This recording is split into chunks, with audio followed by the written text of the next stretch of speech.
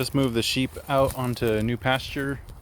We've hit the first zig in our zag, so we've moved off of the road here, hopped over this wire, and now we're going this way.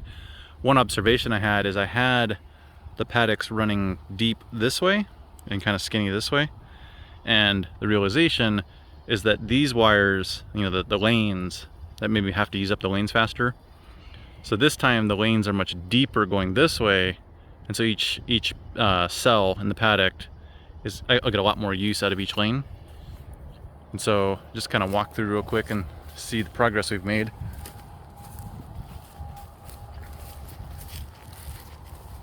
We did give them a bit more on this paddock here, and so, you know, they've left a bit more behind, but they've still cleaned it up really good. I mean, you can tell that's what's next to it.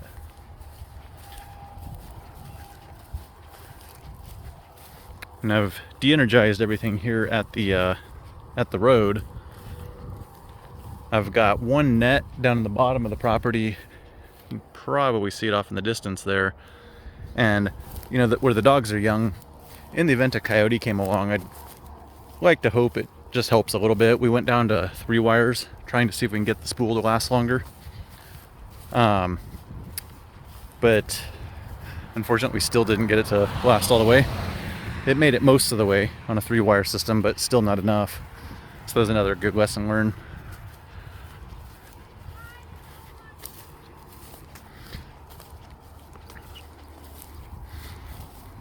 So definitely need 2 spools per lane side.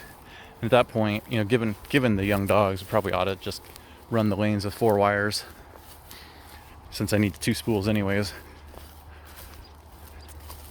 But yeah, we've otherwise cleaned up. All the bracken ferns are gone. You know, they're eating a lot of the thistles, but I've poisoned them after them. And so, you know, they've left a ton of really good manure out here. At some point, you know, I think in the... No, you can touch it. Put a piece of grass against it.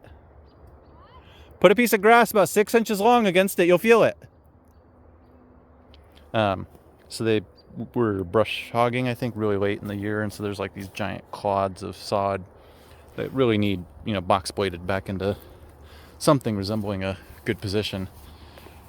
You know, this is pretty rough pasture, but if I ever was to mow this like with a sickle or something, I don't want to send the sickle through a clod of dirt like that. Apple tree, I think it just came out of bloom, so might get some apples off that guy. And I think there's another one back in the distance.